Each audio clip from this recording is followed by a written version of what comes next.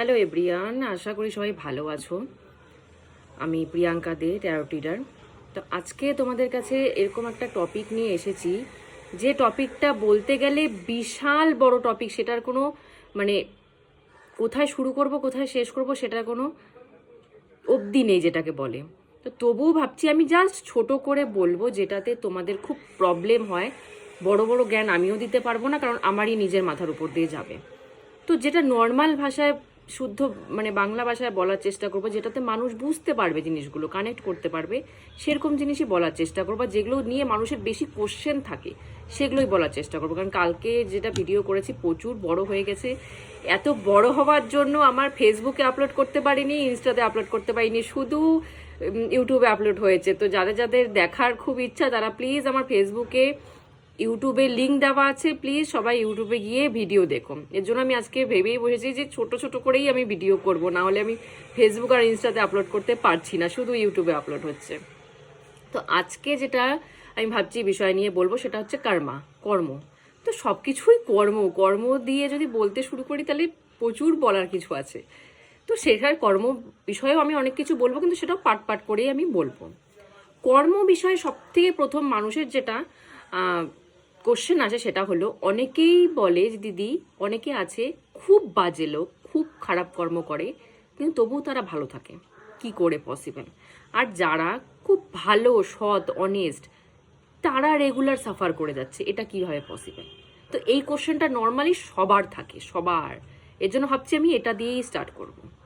প্রথম কথা হচ্ছে, আমি যতটুকু বুঝেছি, যতটুকু দেখেছি নিজে চোখে, যারা বলে যে যারা খারাপ মানুষ কিন্তু ভালো মতো আছে, তাদের কারণ হচ্ছে আমাদের সবারই অনেক জন্ম নিয়ে আমরা তারপর এসেছি। মনুষ্য জন্ম তো প্রথম জন্ম না।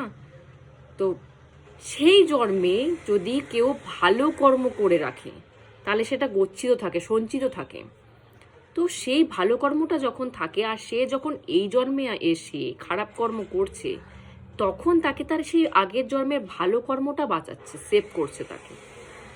এই জন্য সে তার খারাপ কর্মের ফল, রেজাল্ট কিছুই পাচ্ছে না, কিছুই ভোগ করছে না।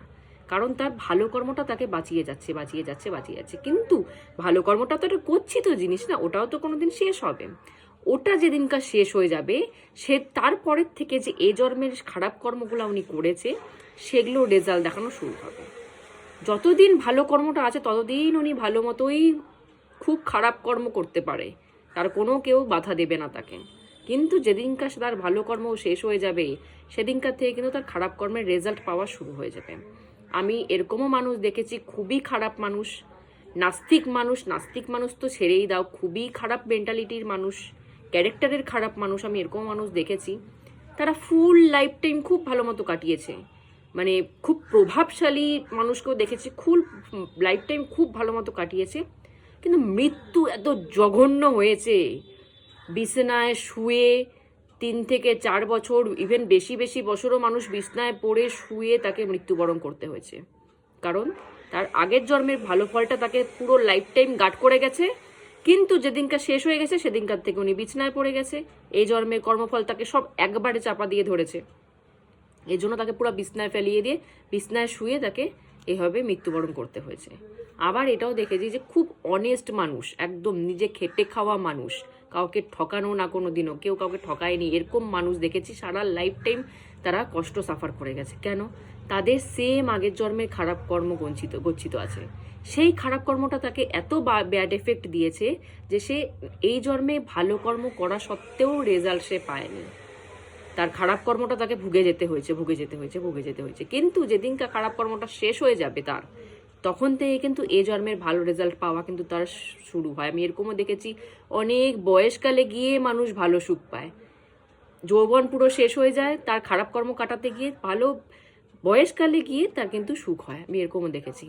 আবার এই জিনিসটা আমি খুব লক্ষ্য করেছি, যারা অনেস্ট, একদম খুব সৎ মানুষ, তারা লাইফ টাইম হয়তো খুব বাজেভাবে কাটিয়েছে, কিন্তু তাদের মৃত্যু খুব সুন্দর হয়। তাদেরকে কোনো কষ্ট পেয়ে, কোনো বিছানায় পড়ে, কোনো রকমের কষ্ট পেয়ে তাদেরকে মরতে হয় না, কিন্তু খুব সুন্দরভাবে তারা মৃত্যুবরণ করে, এটা দেখেছি। তো এগুলো না, এই দুটো জিনিস মানুষের খুব কোশ্চেন থাকে যে কেন এরকম হয় এই জিনিসটা। এ দুটো আমি ক্লিয়ার করলাম। এবার আসি স্পিরিচুয়াল মানুষের ব্যাপারে। স্পিরিচুয়াল মানুষের কি হয়, স্পিরিচুয়াল মানুষের আমাদের যে আমরা খারাপ কর্ম করি না সেটা কিন্তু গচ্ছিত থাকে, সেটা টাইম আসলে সেটা ডবল রিটার্ন আসে। আমাদের কর্ম কিন্তু সবসময় ডবল রিটার্ন আসে। আমি যে কর্ম এখন করব সেটার ফল আমি ডবল পাবো, সেটা খারাপ কর্ম হোক সেটা ভালো কর্ম হোক। আমি ভালো কর্ম করব সেটা ডবল ভালো হয়ে আমার কাছে আসবে, আমি খারাপ কর্ম করব সেটা ডবল খারাপ হয়ে আমার কাছে আসবে। তো এই জিনিসগুলো কিন্তু স্পিরিচুয়াল মানুষের ব্যাপারটা এবার বলছি। স্পিরিচুয়াল মানুষের কি হয়, স্পিরিচুয়াল মানুষের কর্ম না, ঠাকুর এ জন্মের কর্ম, আগের জন্মের কর্ম তো অবশ্যই ভুগতে হবে, কাটাতে হবে, সেটা তো সবার ক্ষেত্রেই সমান, সে স্পিরিচুয়াল হোক আর নন স্পিরিচুয়াল হোক, সবার ক্ষেত্রেই সমান। কিন্তু স্পিরিচুয়াল মানুষের এ জন্মের কর্মের ব্যাপারে একটা ফ্যাক্ট আমি বলে দিচ্ছি, সেটা হচ্ছে আমরা যে এখন কর্ম করছি সেটাও গচ্ছিত আছে, পরে যায় পাবো। কিন্তু স্পিরিচুয়াল মানুষের খারাপ কর্মের ফলটা কি হয়, সাথে সাথে পেয়ে যায়, সাথে সাথে ধাক্কা মারে। মানে আমি যদি ভুলবশত, স্পিরিচুয়াল মানুষ প্রথম কথা মানে জেনে শুনে ভুল করবে না, কোনো সময় না, পাপ কাজ জেনে শুনে করবেই না, কারণ তার কাছে জ্ঞান আছে যে পাপ করলে আমি সেটা রিটার্ন পাবো। নর্মাল মানুষের কাছে জ্ঞানটা নেই যে আমি পাপ করব, সেটা আমাকে পেতে হবে, ভোগ করতে হবে, সেটা নর্মাল মানুষের জ্ঞান নেই। কিন্তু স্পিরিচুয়াল মানুষ জানে আমি যেটা করছি সেটা আমাকে ভুগতে হবে, এখানে ভুগতে হবে, নাহলে পরের জন্য ভুগতে আমাকেই ভুগতে হবে।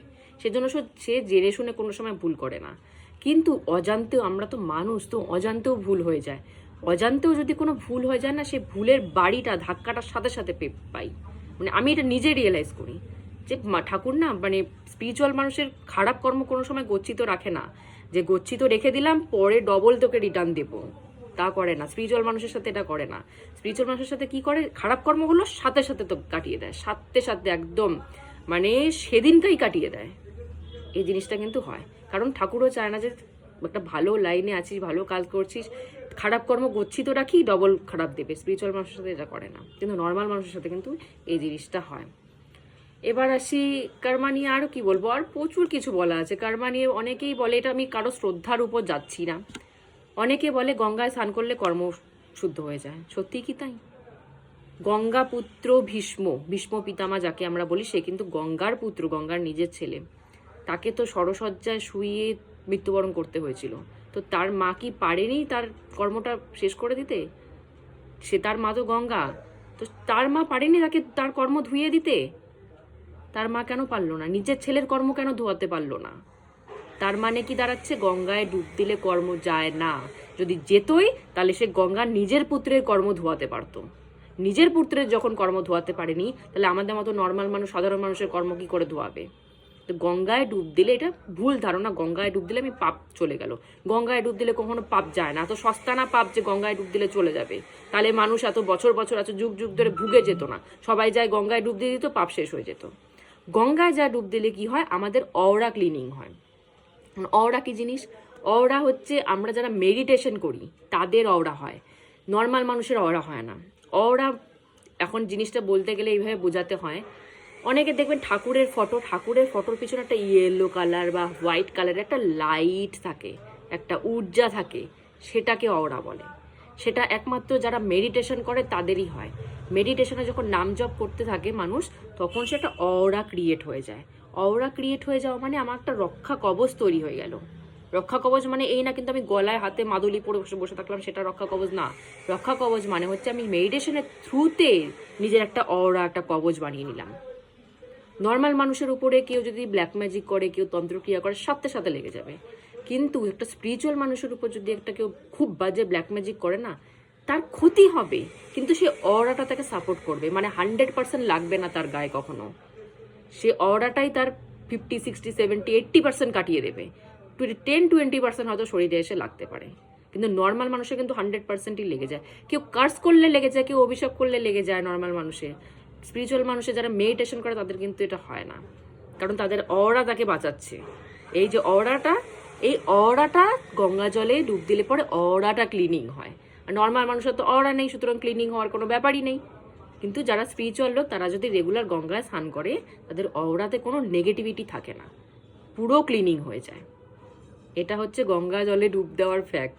তো আমি কারো ধর্ম নিয়ে বা লাইট চলে গেল আমার, কথা বলছি না। তো কিছু কিছু ফ্যাক্ট আছে যেগুলো মানুষের জানা খুবই দরকার, মানুষ অনেকে ভুল জানে জিনিসগুলো নিয়ে। তো সেটাই আমি জাস্ট ক্লিয়ার করার চেষ্টা করছি, ব্যাস। আজকের মতো আমি এখানেই স্টপ করলাম। কর্মা নিয়ে আমি আরও অনেক ভিডিও করব, ছোট ছোট ভিডিও করব, মানুষের দেখতেও সুবিধা হবে, ওটাই ভেবে আমি ভিডিওটা করলাম। তো আজকের মতো এখানেই স্টপ করলাম। জয় গুরু।